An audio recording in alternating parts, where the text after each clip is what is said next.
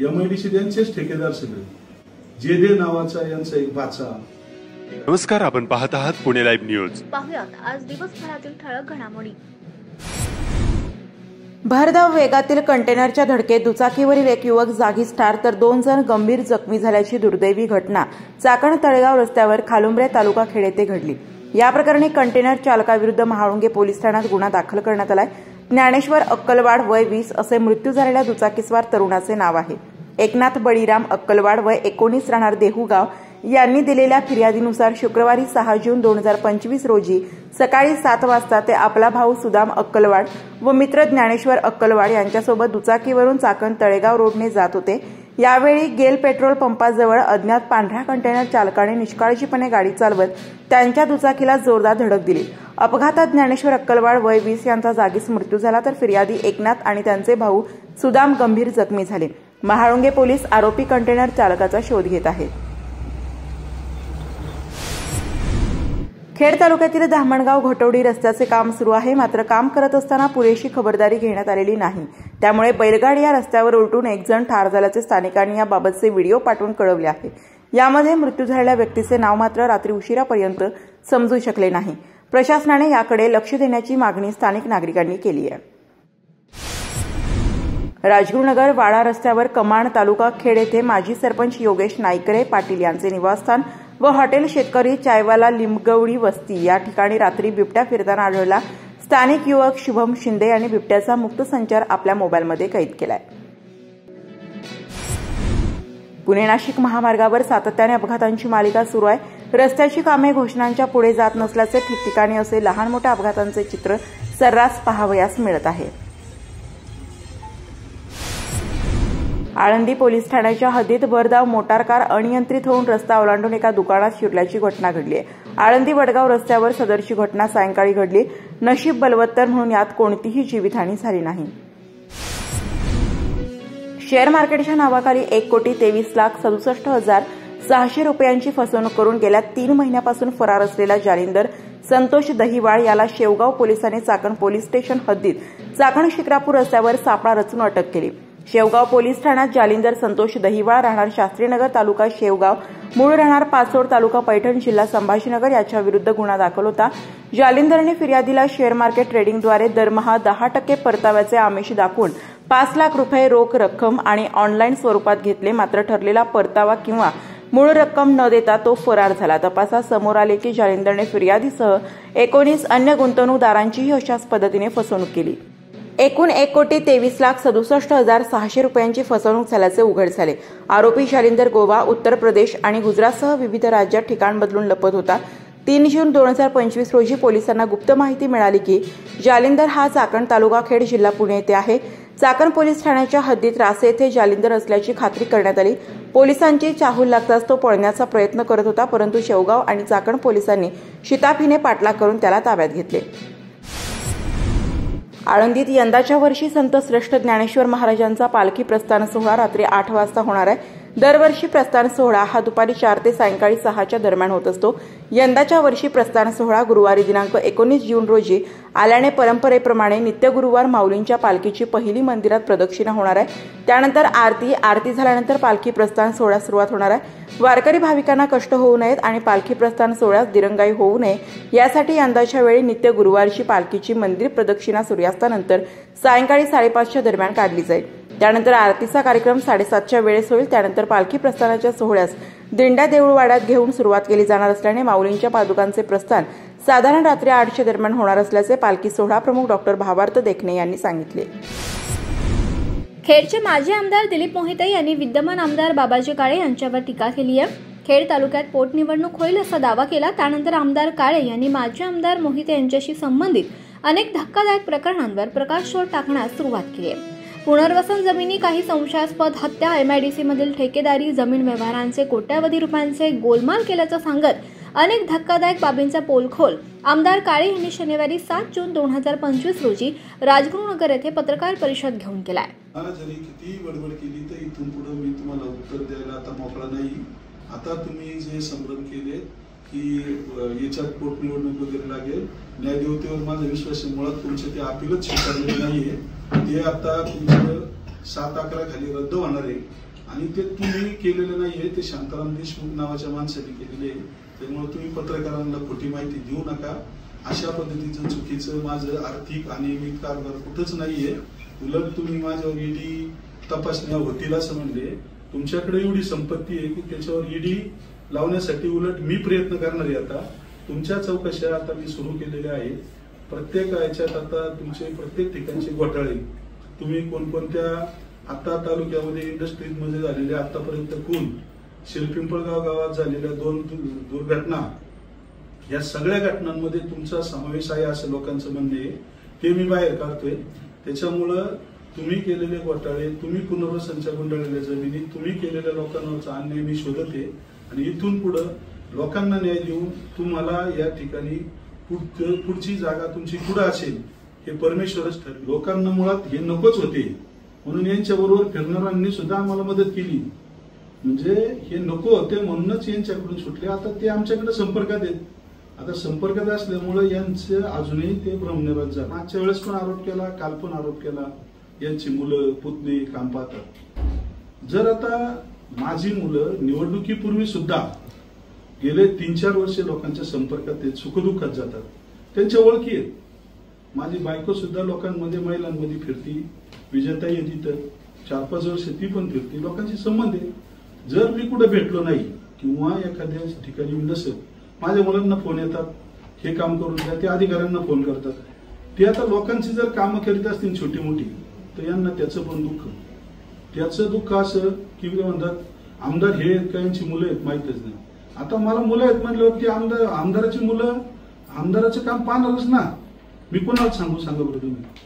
मग मला काय म्हणायचंय की यांनी मुलांवर सुद्धा यांचा डोळा. मग आता यांची जी दिशा आहे ना ही खुंची आहे. हे खुंचीने माझ्या मुलांकडे पण पाहतात, माझ्या कुटुंबाकडे पाहतात, माझ्याकडे पाहतात. परंतु मला यांनी किती काही कारनामे केले. इलेक्शन काळात सुद्धा अनेक विधी भानगडी यांनी सगळ्या केल्या. परंतु मला धार्मिकतेची ताकद आहे, जनसामान्याचं सर्वसामान्याचं लोक दिसत नाही. पूर्वी पायची सवय लागली 15 वर्ष. सत्तेतून MIDCचे हप्ते यायचे, इथे गव्हर्नमेंट यंत्रणेत असे उलटे पालटे करून हे यायचे. लोकांनी पैसे दिले नाही का मग तहसीलदारची बदली करा, कलेक्टरची आपल्या प्रांतांची बदली करा, मोजणी अधिकाऱ्याची बदली करा, बांधकाम अधिकाऱ्याची बदली करा. का तर यांना त्यांचं ऐकलं नाही का यांनी अधिकाऱ्यांवर गाव घालायचा. आणि मग आता कुणी अधिकारी यांच्याकडे येत पण नाही, यांचं कुणी ऐकतही नाही. MIDCतून येणारे हप्ते कमी पडायला लागले, लोकांकडून येणारे हप्ते कमी पडायला लागले. आणि मग आता याच्यातून यांचा भ्रमनिरास झालाय. हे वैफल्यग्रस्त झाले. यांना काहीच सुचत नाही, यांना मान्यच होत नाही आपण पडलोय म्हणून. आणि मग वेळोवेळी ते काय करतात की मग कुठेतरी कार्यक्रमात संधी साधून लोकांचा भ्रमनिरास झाला, कुठेतरी बजेटमध्येच नाही आणलं, हे नाही. मी बघल ना, मला जर उद्या मला काम या तालुक्याचं काम करायचं, मी पहिल्या दिवशी आश्वासन दिले की मी जरी विरोधातला आमदार असलो तर मला परमेश्वरांनी एक देणगी दिली की मी जिल्हा परिषदला विरोधात होतो, पण मार्केट कमिटीला विरोधात होतो, जिल्हा नियोजनला विरोधात होतो. पण वरिष्ठ पालकमंत्री असतील, संबंधित मंत्री असतील, जिल्हा परिषदचे अध्यक्ष असतील, अधिकारी असतील, यांनी माझी कामं केली ना. मी या तालुक्यामध्ये तुम्हाला सगळ्यांना माहिती आहे, माझ्या सांडवरवाडी काळूस गटात तर परिपूर्ण विकास केलाच, परंतु तालुक्याच्या कानाकोपऱ्यात सुद्धा मी कामं केली. आणि मग मी कामं केल्याच्या नंतर लोकांचा विश्वास बसल्यामुळे लोकांनी मला मदत केली. मी त्याबरोबर लोकांच्या सुखदुःखात पण राहिलो. आता पण तेवढ्याच तडफडीने मी लोकांच्या सुखदुःखात राहिलो. की यांनी केलेल्या कामाचं श्रेय मला घेण्याची गरजच नाहीये. माझाच अधिकारी आता इथून पुढे जी कामं माझ्या कालावधीत चालले किंवा काय, मी आमदार आहे, मी बघाल ना. त्याच्यात पुन्हा डोकं खुपसायचं, कुणाची टक्केवारी राहिली असेल तर त्याला फोन करायचा, वर्क ऑर्डर देऊ नका, हे करा ते करा. दमदाटी, दडपशाही, दादागिरी यांनी आतापर्यंत प्रत्येक विभागात केली, आपल्या सगळ्यांना माहिती. यांनी दुसरा प्रश्न केला की सरकारी कार्यालय आणि इतर ठिकाणून हे पैसे मागतात, यांना महिन्याला पैसे सुरू करतात. मी अद्यापपर्यंत कोणत्याही अधिकाऱ्यांनी सांगायचं तर मी अशा पद्धतीने मी कामाच्या निमित्तानं प्रत्येक अधिकाऱ्याला सूचना करतोय, काम करून घेतोय. लोकांचे महसुली कामं असतील, हे कामं असतील. महसुली विभागात मी पाहिलं तर रोज आपल्याकडे आता लोक येतात. रोज लोक आल्याच्या नंतर त्यांचं कोणाचं लाईटचं काम असते, कोणाचं पाण्याचं काम असते, कोणाचं पोलीस स्टेशनचं काम असते, कोणाचं महसूलचं काम असते, अनेक वेगवेगळ्या स्वरूपाची कामं आहेत. मी ज्या ज्या ठिकाणी जमल त्या लोकांना न्याय द्यायचा प्रयत्न करतोय. एकतर मला महसूल विभागामध्ये असं एक गंभीर यंत्रणा आढळून आली की महसूल विभागामध्ये यांनी एवढा अनागोंदी कारभार अधिकाऱ्यांना धरून केलाय की कुळ कायद्याच्या जमिनी ज्या गावोगावी कोणाला तरी हाताशी धरायचं, कुठं कुळ कायदा लागलाय ते बघायचं आणि त्या कुळ कायद्याच्या माध्यमातून यांनी बऱ्याचशा जमिनी घेतल्याचा संशय. त्यातलं एक उदाहरण आता असं आहे की हा फेरफार आहे 2023चा. 2023ला एक यांच्या गावातील शिवा गारोडी नावाचा माणूस यांनी त्याला कुळ दाखवले आणि ते 2023ला ती 54 गुंठे जमीन दिलीप दत्तात्रय मोहिते, राजेंद्र दत्तात्रय मोहिते, संजय दत्तात्रय मोहिते, साहेबराव दत्तात्रय मोहिते 54 गुंठे मार्केट कमिटीला हायवेला पुणे शिक्रापूर चाकण शिक्रापूरवर 54 गुंठे, आज 5-7 कोटीची ही जमीन आहे. ह्या गरीबाला कुळ लावलं, अधिकाऱ्यांना हाताशी धरलं आणि 2023ला बरं. आता याच्यातून तुम्हाला माहिती आहे, तुम्हाला सगळ्यांना माहिती आहे की आदरणीय साहेबराव दत्तात्रय मोहिते यांचा मृत्यू होऊन 7-8 वर्ष झाली. 2023ला त्यांचं नाव कसं लागलं? मग आता हे प्रश्न प्रतिप्रश्न मी शासनाला आता करतोय, याची चौकशी लावली. हे गंभीर गोष्टी आहेत ना. मयत माणूस असताना सुद्धा त्याच्या नावावर जर 2023ला जमिनी होतात तर मग मी अधिकाऱ्यांना आता चौकशी लावली याची, ह्या सगळ्या गोष्टीची.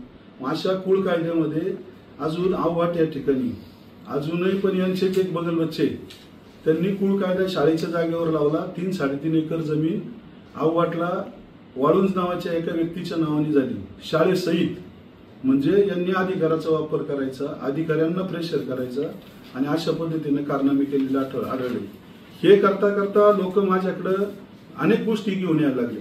त्याच्यात पुनर्वसनचे अनेक प्रश्न आले. पुनर्वसनचे प्रश्न सोडवता मी पुनर्वसनच्या मिटिंग घेतल्या, पुनर्वसनच्या विषय अधिवेशनात मांडले, वेळोवेळी बैठका घेतल्याच्या नंतर हे पुनर्वसन लोकांचं पुनर्वसन यांनी करण्याचं. चासकामांचे 266 लोकांना अजून पुनर्वसन व्हायचे, बामास्केटच्या लोकांना पुनर्वसन व्हायचे आणि एवढं पुनर्वसन व्हायचं असताना यांनी तालुक्यात काय गाडी घातलाय, त्या गुंजवणी आणि टेमघर तिकडच्या लोकांसाठी आपल्या तालुक्यात जमीन संपादित नाही, परंतु यांनी आपल्याकडे जी संपादित जमीन आहे त्याच्यातले चांगले चांगले प्लॉट बघून यांनी एजंट हाताशी धरले. एजंटद्वारे शासनाकडे खासबाग म्हणून प्रस्ताव केले आणि प्रस्ताव करून यांनी ते प्रस्ताव इथं आणायचे, अधिकाऱ्यांना प्रेशर करायचं, त्याचं वाटा म्हणून रजिस्ट्रारांनी खरेदी कशी केली, मग प्रतीक झाली. त्याच्यानंतर खालच्या अधिकाऱ्यांनी ती नोंदवली कशी काय. म्हणजे प्रत्येकाला हा पैशाचा भ्रष्टाचार कुणी करून दिला, यांनीच करून दिला. आणि आता सुद्धा गुंजवणीची 25 प्रकरणं यांनी मंजूर करून आणलेली आहेत. तर त्या 25 प्रकरणामध्ये 25 प्रकरणामध्ये मी पत्र दिले की भामास्केड आणि चासकामांच्या लोकांना पुनर्वसन होईपर्यंत ही जमिनी वाटण्याचा घाट करू नका. आता याच्या पाठीमागे हे पण आहे, अजून एजंट आहेत. तेव्हा आता इथं ही वडूल आहे समजा, पण एक चिंचोशी समजा, अजूनही पण काही गावांना, तर बवळे ह्या गावांना 25 प्रकरणं यांनी वाटपासाठी करून आणले. आता ही मी थांबवले माझ्या पत्रावर. थांबवल्याच्या नंतर या अधिकाऱ्यांना जाऊन दम देतात, माझी सत्ता आहे, तुम्ही ते वाटप करा, हे करा. परंतु अधिकारी त्यांना सांगतात सत्ता तुमची आहे, सगळं ठीक आहे, परंतु विद्यमान आमदारांनी आम्हाला पत्र दिले की बुवा पुनर्वसन होईपर्यंत वाटप करू नये. म्हणून माननीय कलेक्टर साहेबांनी या विषयावर परवा बैठक लावली होती. त्या बैठकीमध्ये मला सगळ्या माहित्या त्यांनी दिल्या, किती पुनर्वसन बाकी आहे, कसं केलं पाहिजे. मी लोकांच्या पुनर्वसनासाठी प्रयत्न करतोय आणि मला लोकांचं भामास्केड याचं पुनर्वसन करायचंय.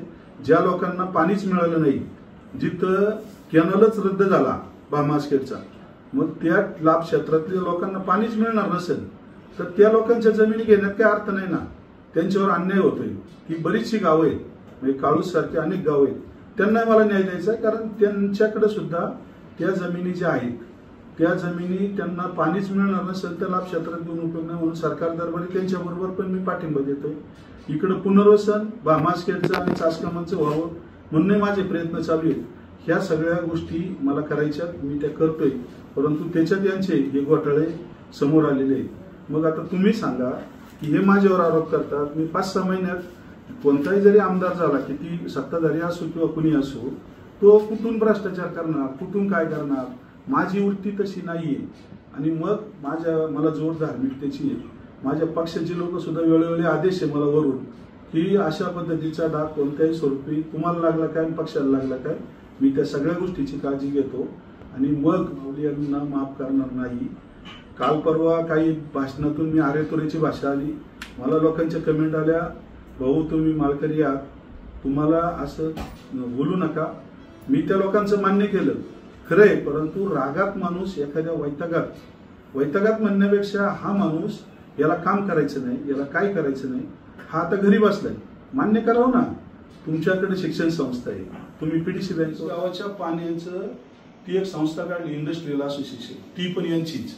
मग एखाद्या कंपनीला म्हणायचं तुमचं पाणी तुम्ही जर आमच्या माणसाला काम देत नसेल, हे करत नसेल तर तुमचं पाणी कट करतो.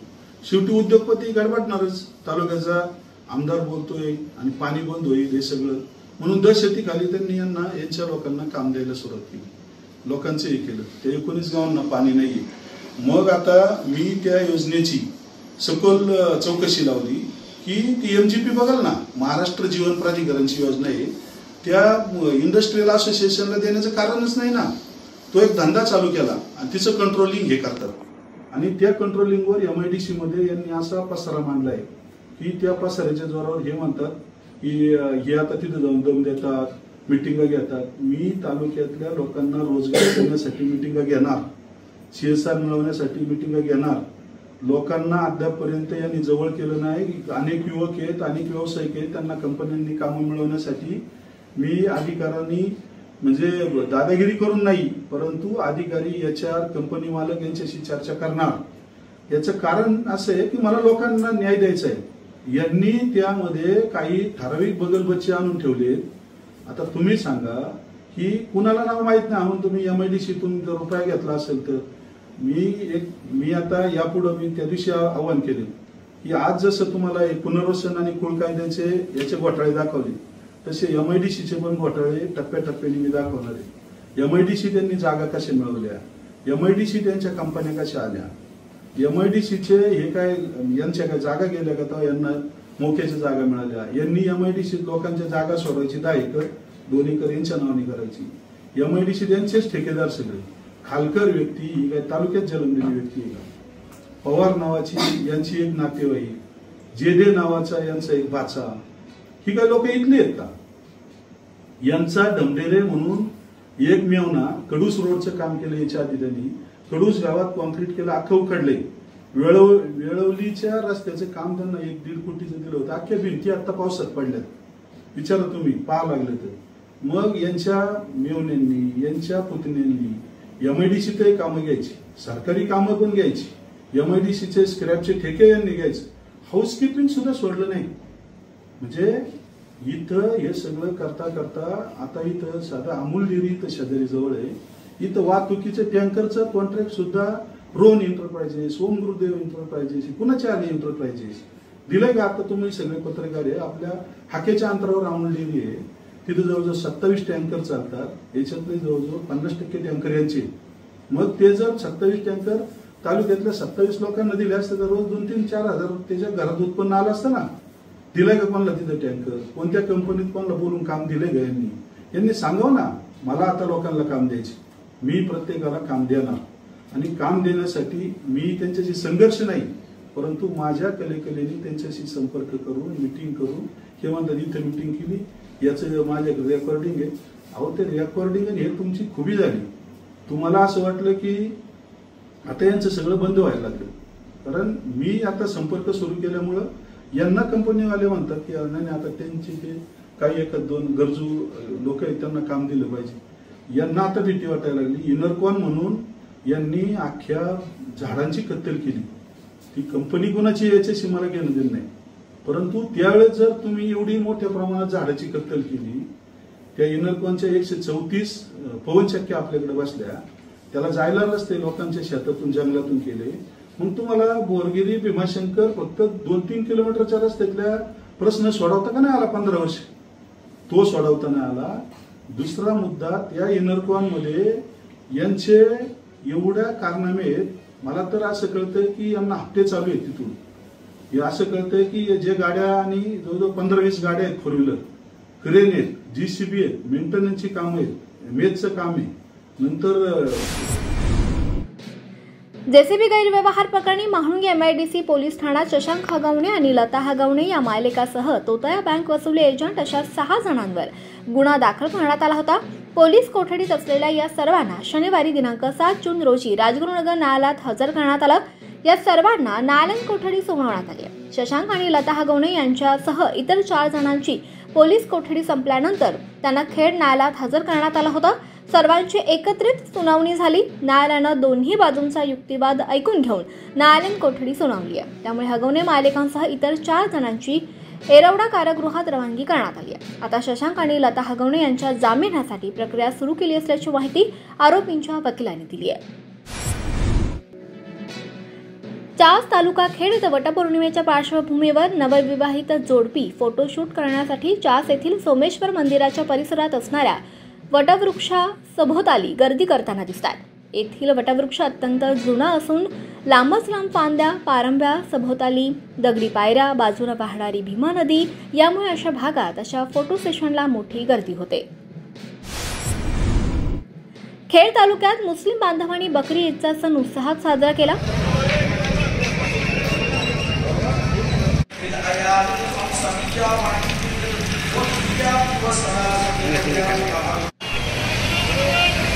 एकादशीच्या दिवशी बकरी ईद असल्यानं चाकणमध्ये मुस्लिम बांधवांनी बकऱ्यांची कुर्बानी शनिवारी एकादशी आणि ईदच्या दिवशी न देता रविवारी देण्याचा निर्णय घेतल्याचं राष्ट्रवादी अल्पसंख्याक सेलचे अध्यक्ष मुबीन काझी यांनी सांगितलंय. खेड तालुक्यातील सर्व तमाम हिंदू आणि मुस्लिम बांधवांना बकरी ईदच्या खूप खूप शुभेच्छा. खरे तर बकरी ईद ही त्याग आणि समर्पण याचं एक प्रतीक आहे. आपल्या देश हा सर्व जाती विविधतेने नटलेला असा देश आहे. संविधानाने आपल्याला सर्व ख्रिश्चन असतील, मुस्लिम असतील, हिंदू असतील, सर्व जणांचे सण उत्सव आपापल्या धर्माप्रमाणे करण्याचा अधिकार दिलेला आहे. त्याचप्रमाणे आज चाकण आणि चाकण पंचक्रोशीतील स्थानिक मुस्लिमांनी असा निर्णय घेतला की आज एकादश असल्यामुळे आपण उद्या बकरी साजरी करू. त्यामुळे कुर्बानी आम्ही ही उद्या करणार आहोत.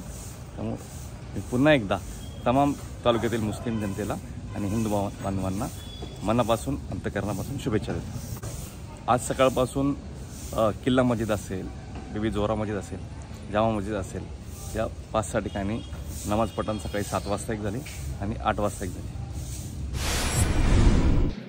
पुणे जिल्हा भारतीय जनता पार्टीचे उत्तर पुणे जिल्ह्याचे नूतन जिल्हाध्यक्ष प्रदीप कंद यांनी चाकणमध्ये भेट दिली.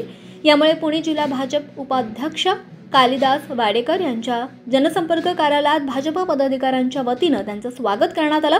यावेळी चाकण शहरातील नवीन सुधारित पाणीपुरवठा योजना, चाकण शहरासाठी स्वतंत्र महसूल विभाजनाच्या कामकाजाबाबत आणि विकास कामांबाबत चर्चा करण्यात आली. मार्गदर्शक आणि नवनिर्वाचित भारतीय जनता पार्टी पुणे जिल्ह्याचे अध्यक्ष आदरणीय प्रदीपदादा कंद शनिवारी दिनांक 7 जून 2025 रोजी काळूस तालुका खेड या ठिकाणी रयत क्रांती संघटनेचे अध्यक्ष सागर खोत यांच्या प्रमुख उपस्थितीमध्ये शेतकरी मेळावा पार पडला. यावेळी पुणे जिल्हा अध्यक्षपदी सुभाष पवळे आणि खेड तालुका अध्यक्षपदी विश्वनाथ पोटवडे यांची निवड करण्यात आली आहे.